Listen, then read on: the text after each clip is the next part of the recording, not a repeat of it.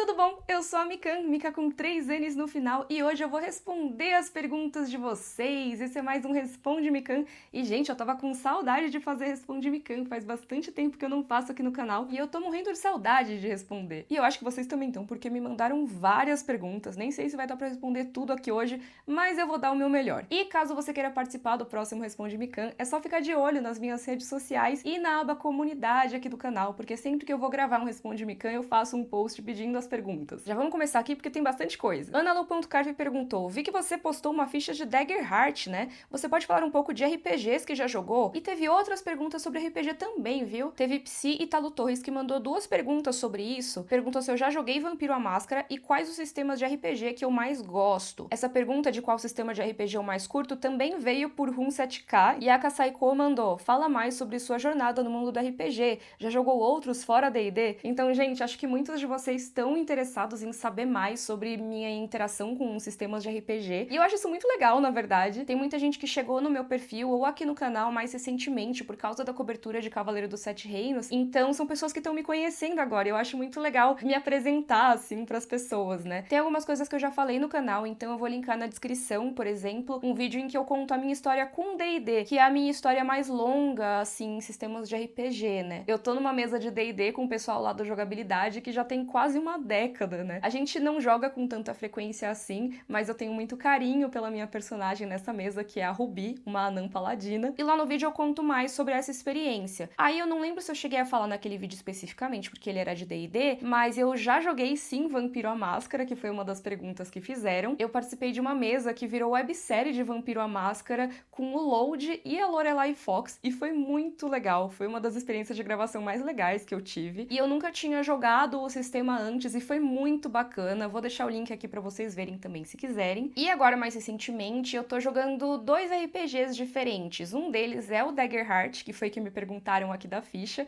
Eu já falo mais sobre isso, mas o outro que eu tô jogando é uma mesa de A Maldição de Estrade, que é uma aventura bem clássica aí da história de D&D, e tá sendo muito legal conhecer esse marco. Se vocês quiserem, eu posso contar mais disso um dia, mas tá rolando e tá muito legal. E essa é uma das únicas mesas que eu participei até hoje que não viraram conteúdo, né? Não viraram vídeo e tal. A gente realmente joga só ali no cantinho entre amigos, entre a gente ali. E sobre Daggerheart, eu não sei o quanto eu posso falar a respeito, porque ainda não foi divulgado oficialmente, mas eu participei de uma mesa que vocês vão poder ver em breve. Aí depois eu revelo mais detalhes. O Daggerheart, pra quem não sabe, é um sistema lançado pelo pessoal do Critical Role. Eles têm a editora deles e acabaram criando esse sistema que tem um foco maior em roleplay, né, em você interpretar o personagem, mas sem deixar de lado também o combate, as habilidades e tudo. Então é bem legal, eu tô gostando muito de conhecer. E inclusive eu tô me organizando pra, quem sabe, aí em breve mestrar minha primeira aventura da vida, não só de Daggerheart, minha primeira aventura da vida. Deve ser uma coisa pequenininha, um one shotzinho mesmo, né, aquela coisa que é em uma sessão só, mas eu tô bastante nervosa, ansiosa e empolgada pra fazer isso. Aí eu falei do Critical Role aqui como se todo mundo soubesse quem eles são, né? E eu sei que muita gente sabe, mas caso você não saiba, eles são um grupo de atores e assim, eles fazem voz original de muitos personagens que você provavelmente conhece, e eles se reúnem pra jogar RPG ao vivo já há muitos anos. E as histórias das campanhas de RPG deles viraram animações até. Tem a lenda de Vox Machina no Prime Video, que tem até vídeo aqui no canal, e agora tem a adaptação de The Mighty Nine, que é a segunda campanha de RPG deles. Eu ainda não assisti The Mighty Nine, mas eu vi as primeiras temporadas de Vox Machina, preciso voltar a assistir, e eu gosto muito, é muito legal. Enfim, falei muito aqui de RPG, mas se vocês quiserem vídeos específicos sobre algum desses assuntos, sobre o Daggerheart, sobre outras coisas, comentem aí que, dependendo, eu posso fazer um vídeo no futuro. E deixa eu falar uma coisa. Um tempinho atrás eu tinha comentado com vocês que tava rolando o mês do consumidor lá no site da Insider, né? Pois é, e como a Insider é patrocinadora aqui do canal, eu vim avisar que a gente tá entrando na reta final do mês do consumidor. É a última janela pra aproveitar os descontos que estão rolando. Se você usar o meu cupom MIKAN, assim como tá escrito na tela, com 3 N's no final, você já tem desconto normalmente, né? Mas nesse final de março, você pode somar o meu cupom aos descontos que já estão rolando no site, chegando até 50% off. Se você tava esperando, agora é a hora de aproveitar. Dá pra pegar os seus produtos favoritos ou aproveitar pra conhecer novas peças, tipo a Tech T-shirt, o Perfect Top ou as camisas da linha Future Form. É o momento de tomar decisões inteligentes e escolher aquelas peças essenciais essenciais do guarda-roupa, que vão bem com tudo e você pode usar em qualquer tipo de ocasião, seja para ir pro escritório, viajar ou sair à noite. Aproveita e vai lá no site dar uma olhada nos descontos e se você clicar no link da descrição, o meu cupom já vai direto pro seu carrinho para você pegar até 50% off. Muito obrigada, Insider, por apoiar o meu trabalho e bora continuar.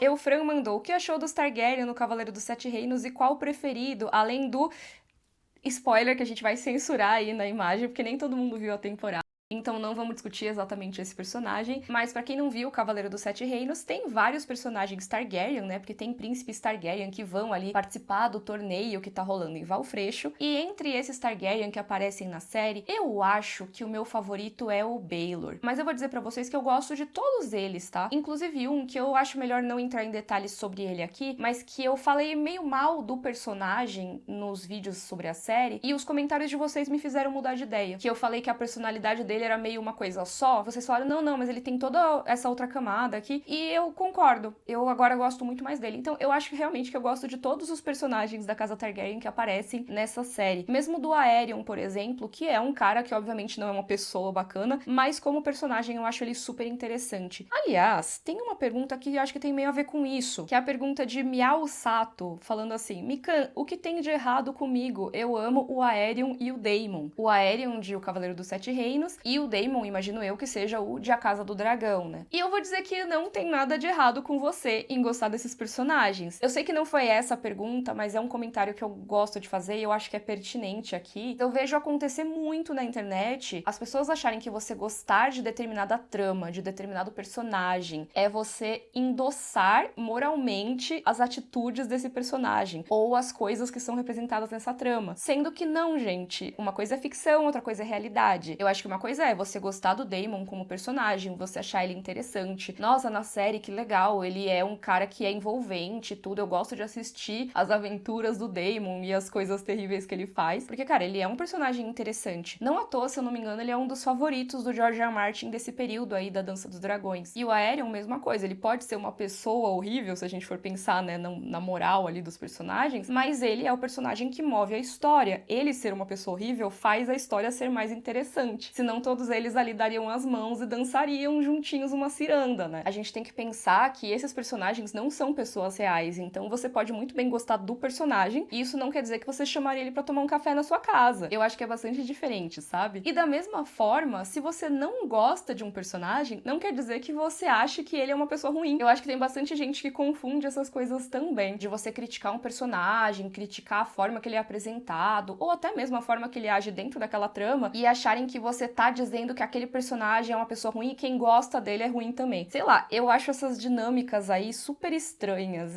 É um negócio que talvez vire tema de vídeo um dia, eu não sei. Tudo isso pra dizer que não tem nada de errado você gostar desses personagens. Se você disser, eu gostaria de ser como eles, eu queria fazer exatamente as mesmas coisas que eles, eu quero que todo mundo ao meu redor haja como eles, eu ia achar um pouco estranho. Mas você gostar dos personagens como personagens, não acho que seja isso, sabe? Comentem aí a opinião de vocês, vamos conversar de boa nos comentários, porque eu sei que esse é um assunto que às vezes gera comentários muito inflamados, né? Mas eu acho que dá pra conversar de boa e discutir de onde que vem isso, porque eu acho que é um assunto extremamente interessante, de verdade. Tem uma pergunta que eu achei bastante interessante, que é de UelGC, que eu não vou ler inteira aqui, mas eu vou colocar na tela pra vocês lerem. E basicamente o El tá falando do Oscar de melhor animação e como ultimamente tem ganhado obras que não necessariamente são da Disney ou da Pixar. E aí a pergunta é, será que isso vai fazer com que o mercado de animação invista mais em narrativas menos convencionais e tudo? E essa é uma pergunta bastante interessante também. Eu queria até fazer um vídeo sobre isso, mas eu pensei que eu não ia ter muito timing. Quem sabe eu não faça mais pra frente, né? Mas o que rolou nesse Oscar? O Oscar de melhor animação foi pra Guerreiras do K-Pop, que é uma animação que é produzida pela Sony, mas que foi lançada na Netflix. E até aí, foi o maior hit do ano. Eu acho incrível Guerreiras do K-Pop. A gente pode conversar mais sobre essa animação também. Eu tô querendo há um tempão fazer um vídeo sobre ela, mas eu perdi total o timing, quem sabe? Mas o que chama a atenção em relação a essa vitória de Guerreiras do K-Pop não é essa vitória em si, e sim o que veio antes, porque esse é o 4º ano seguido em que nenhum filme da Disney ou da Pixar ganha o Oscar de melhor animação. Até aí você me diz, Mika, e daí, né? Tem muitos estúdios que fazem animações, é normal outros estúdios ganharem. Pois é, eu também acho que deveria ser, mas a questão é que não era. Eu tenho até um vídeo aqui no canal que eu fiz, acho que lá em 2019, falando sobre isso, sobre como a categoria de melhor animação no Oscar costumava ser praticamente um monopólio da Disney e da Pixar. Pixar. Eu vou deixar aqui na descrição caso você queira ver, porque lá eu faço esse histórico, eu trouxe até números, né? Claro que esses números são até o momento do vídeo, se eu for fazer outro vídeo sobre isso eu atualizo essa lista, mas até aquele momento que eu tinha lançado, já fazia um tempão que estavam várias vitórias seguidas desses dois estúdios que são a mesma empresa, né? E eles ali juntos tinham 31% das indicações totais nessa categoria em toda a história do Oscar de melhor animação até aquele momento, e mais de 70% das vitórias. Ou seja, né, gente, eles dominavam demais o Oscar de melhor animação. E eu fiz esse vídeo na época, se eu não me engano, porque o Homem-Aranha no Aranhaverso tava cotado pra vencer e venceu, o que foi muito bacana, porque realmente quebrou essa tendência aí. Se não tivesse rolado essa vitória de Aranhaverso naquele ano, a gente teria 10 vitórias Disney Pixar seguidas, ali entre Valente e Encanto. Ou seja, 10 cerimônias do Oscar seguidas que eles iam levar o maior prêmio de animação. É lógico que existem várias outras premiações de animação, não só o Oscar. O Oscar não é necessariamente o parâmetro do que é melhor ou pior, eu não tô dizendo isso, tá, gente? Mas era algo que realmente chamava muita atenção. E agora o que tá acontecendo é que isso meio que parou, pelo menos por enquanto. Como eu falei, a Disney ganhou com Encanto, mas se eu não me engano, isso foi lá em 2022. E desde então, os vencedores foram o Pinóquio, do Guillermo del Toro, que acho que até tem vídeo aqui no canal, o Menininha Garça, do Estúdio Ghibli, e Flow, que é uma animação independente da Letônia, feita com software gratuito, sem diálogos. E agora, Guerreiras do K-pop. Aliás, eu tô percebendo que eu fiz vídeos sobre todos esses últimos vencedores, né? Então eu tenho que fazer um vídeo de Guerreiras do K-pop aqui no canal. Mas aí dá pra gente ver que são 4 filmes bem diferentes que venceram nesses últimos tempos, né? Eu não acho que isso necessariamente queira dizer que tem uma tendência a premiar obras mais independentes, por exemplo, porque tanto Guerreiras do K-pop quanto o Pinóquio são distribuídos pela Netflix, então tem aí uma grande força nas campanhas, né? Mas com certeza cada um desses filmes vencedores tem suas particularidades, né? Eu acho que o mais independente, o mais diferente de todos eles seria o Flow mesmo, que é um filme consideravelmente menor, muito mais independente. Eu vou colocar na descrição, inclusive, os vídeos que eu fiz sobre todos eles. O de Flow eu gosto bastante porque eu falo muito dos bastidores, de como que ele foi feito. Eu recomendo demais, assim, porque a história é muito legal. Mas não é só ele que tem suas particularidades, né? O Pinóquio é um filme em stop motion. Por mais que ele seja de um dos diretores mais consagrados hoje em dia, ainda é uma animação em stop motion. E o Menino e a Garça também é de um dos diretores mais consagrados hoje em dia, né? Que é o Hayao Miyazaki. Mas ele é uma animação japonesa. E eu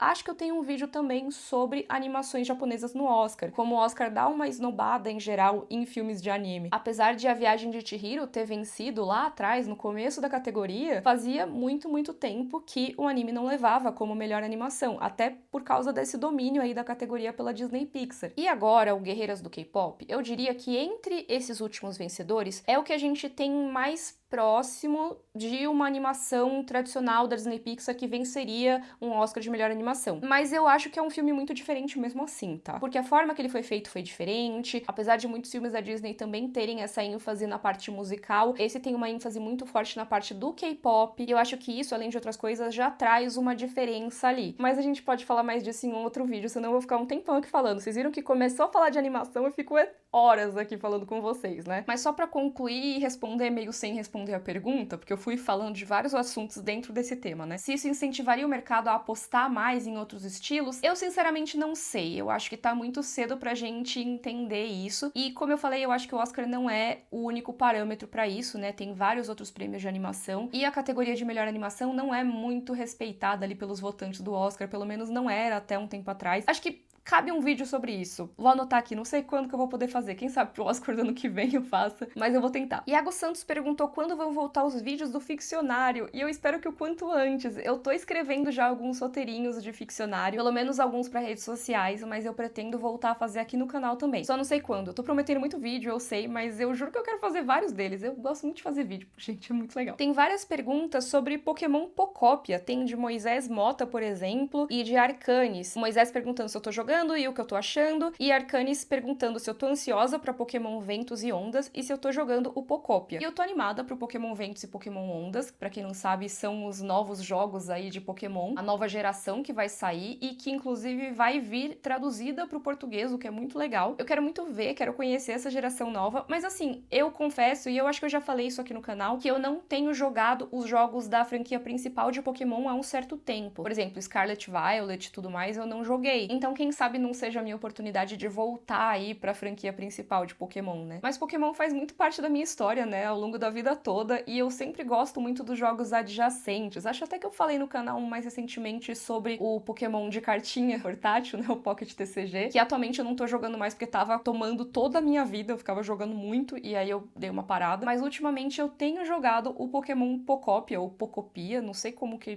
pronuncia exatamente, mas é um dos jogos mais legais que eu joguei nos últimos tempos, digo pra vocês. Eu não tenho ainda o Nintendo Switch 2, né, e infelizmente ele saiu como um exclusivo do Switch 2, mas eu tava tão ansiosa pra jogar esse jogo que eu consegui emprestado com um amigo o Switch 2 dele. Inclusive, muito obrigada, Massal, valeu mesmo, que liberou ali o Switch 2 dele pra eu poder começar a jogar o Pocopia. Então, tô aproveitando esse período aí que eu tô com o console pra jogar o quanto eu consegui desse jogo, que tá muito legal, tá? Pra quem não sabe, gente, acho que a forma mais simples de explicar o Pokémon Pocopia é como se fosse o Animal Crossing de Pokémon. Se você não sabe o que é Animal Crossing, tem um vídeo meu sobre Animal Crossing que eu vou deixar linkado aqui na descrição. Ele não é exatamente o Animal Crossing de Pokémon, mas ele tem algumas similaridades. Porém, ele tem várias outras influências ali, acho que tem muita coisa de Minecraft, tem o Dragon Quest Builders, o pessoal elogia muito o Dragon Quest Builders 2 e é a mesma equipe que fez o Pokémon Pocopia, né? Mas qual que é o lance do Pokémon Pocopia? Nele, você controla o Ditto. E aí, eu não sei se você que tá assistindo é grande fã de Pokémon, se você acompanha e tudo mais, mas talvez você lembre de ter visto o Pokémon lá na infância, ou de ter jogado os primeiros jogos. E o Ditto era aquele Pokémon que era tipo uma gosma rosa, assim, que ele se transformava em qualquer outro dos Pokémon. Ele é especial por causa disso, ele é o Pokémon que é metamorfo. E no Pokémon Pocopia, o legal é isso, que você, com o Ditto, consegue se transformar conforme você joga. Inclusive, quando você controla ele, você normalmente não tá ali como um Ditto, você tá transformado em um humano. Porque, sem dar muito spoiler aí da história do jogo, Pocopia se passa em um mundo em que os humanos desapareceram. E aí, você, como Ditto, aparece lá, começa a encontrar os Pokémon e tudo, e meio que ninguém sabe por que os Pokémon voltaram a aparecer e por que os humanos não estão lá. E você vai explorando aquele mundo, encontrando novos Pokémon e criando ambientes agradáveis para eles morarem ali. Meio que porque eles acham que se eles fizerem ali tudo bonitinho, se ficar tudo confortável e tal, tem mais chance dos humanos voltarem. Então eles vão meio que tentando entender o mundo dos humanos e também melhorar ali a qualidade de vida dos Pokémon. Aí você, controlando o Ditto, vai interagindo com esses Pokémon. E aí, né, gente, no jogo de Pokémon mesmo, você não consegue conversar diretamente aí com os Pokémon. Como você é um treinador humano, você não consegue conversar com eles. Mas os Pokémon entre si se entendem, né? Tem uma saga que se chama Pokémon Mystery Dungeon, e eu ainda não joguei nenhum Mystery Dungeon, eu quero muito jogar. Mas eu sei que tem vários diálogos ali entre os Pokémon, né? E no Pocopia é meio parecido, porque você consegue entender lá o que os Pokémon estão falando,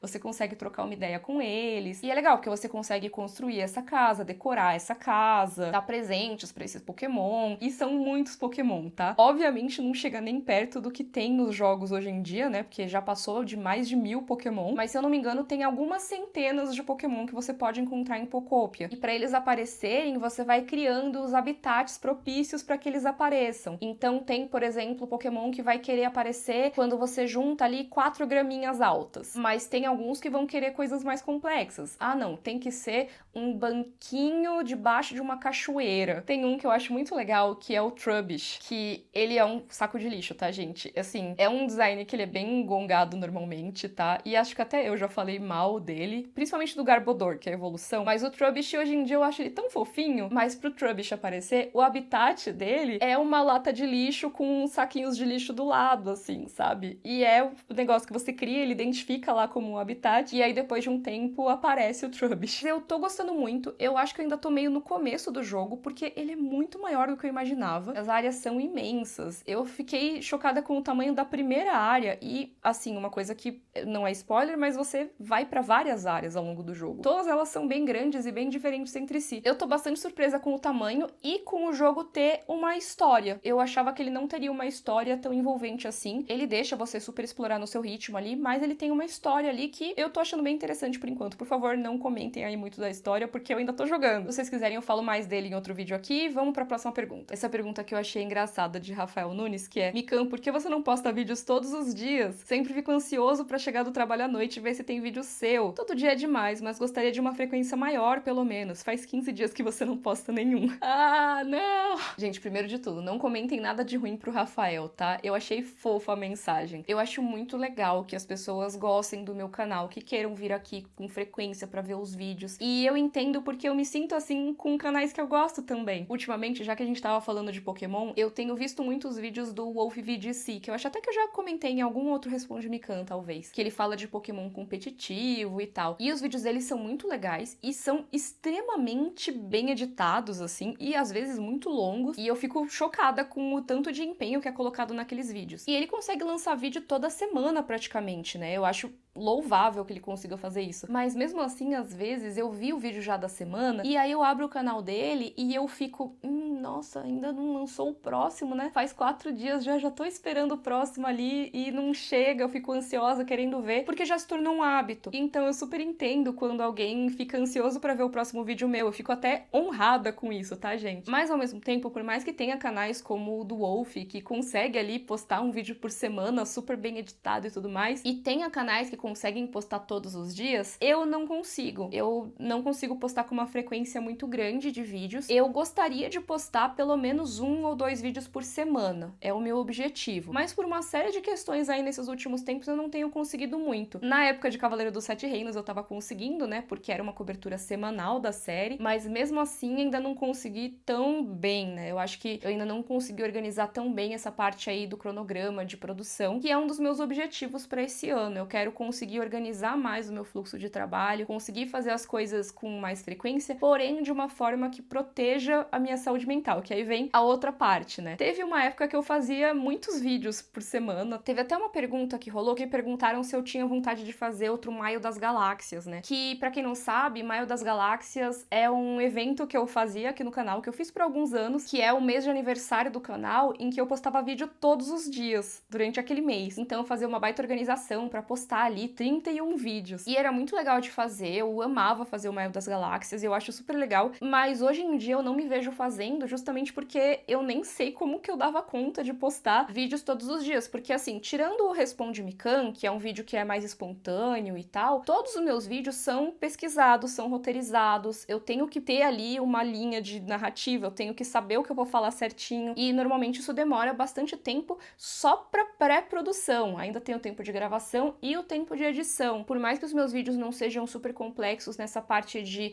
efeitos, de motion e tal, eles têm muitos inserts, né, que são aquelas imagens que entram ali pra ilustrar. Se vocês forem ver, por exemplo, o meu último vídeo, que é o de One Piece, ele tem dezenas de inserts ali, porque toda vez que eu menciono um personagem, que eu menciono um local, que eu falo algum nome e tudo, vai aparecer alguma coisa na tela, pra ficar mais fácil das pessoas que estão assistindo entenderem do que eu tô falando. E isso dá bastante trabalho pra pessoa que vai editar o vídeo, então demora alguns dias, né? Pensando nisso, seria bastante difícil publicar vídeo todo santo dia. Assim, seria possível? Seria. Não é impossível de fazer. Provavelmente eu teria que contratar alguém pra escrever o roteiro pra mim, pra fazer a pesquisa, e eu só sentaria pra gravar e teria uma galera pra editar vídeos pra mim, vários editores. Mas aí eu seria só uma apresentadora do conteúdo dos outros, sabe? E eu gosto de fazer a minha pesquisa, eu gosto de escrever roteiro. Por mais que às vezes eu possa ter ajuda na parte de pesquisa e tudo mais, e até na parte de roteiro pra alguns vídeos específicos, que sempre tem na descrição a ficha técnica dos vídeos, tá, gente? Sempre tem quem trabalhou no vídeo, se vocês quiserem conferir. E mesmo nos que eu tenho essa ajuda, eu também faço toda a revisão do roteiro. Eu normalmente acrescento trocentas páginas, porque vocês sabem que eu falo bastante, né? E eu gosto de incluir um monte de informação e tudo. Então isso acaba demorando, mas ao mesmo tempo é o que faz o meu trabalho ser o que ele é. Eu tô tentando organizar um pouquinho mais as coisas pra conseguir postar com uma frequência um pouco maior, mas eu acho que eu não devo voltar à frequência que eu postava anos e anos atrás, porque meu formato de vídeo mudou muito, meus vídeos estão mais longos, mais elaborados, e eu também passei por um período de burnout na pandemia que eu percebi que eu não tinha opção, eu tinha que diminuir o ritmo, né? Então assim, deve ter mais vídeos no canal, mas vídeo todo dia eu acho muito difícil. Até 3 vezes por semana eu acho que não rola fazer. Talvez 2 por semana em alguns momentos específicos, mas eu tô planejando aí, quem sabe, um vídeo por semana. Eu acho que vai ser a melhor coisa que eu posso fazer nesse momento. Porém, com a minha dedicação, com muito amor pra fazer os vídeos, com um brilho no olho, que é uma coisa que eu não quero perder, e eu acho que assim vai ser o melhor pra todo mundo. Por mais que não tenha tanta quantidade, espero entregar qualidade. Não tô dizendo que quem posta vídeo todos os dias não entrega qualidade, tá? Eu acho que tem formatos diferentes de vídeos e alguns formatos dá pra fazer todo dia. Eu acho que o meu formato, pelo menos da forma que eu consigo fazer, não rola. Mas, de novo, gente, não tem problema nenhum fazer a pergunta. Eu entendo de onde ela veio. Não é uma cobrança da pessoa, não é a pessoa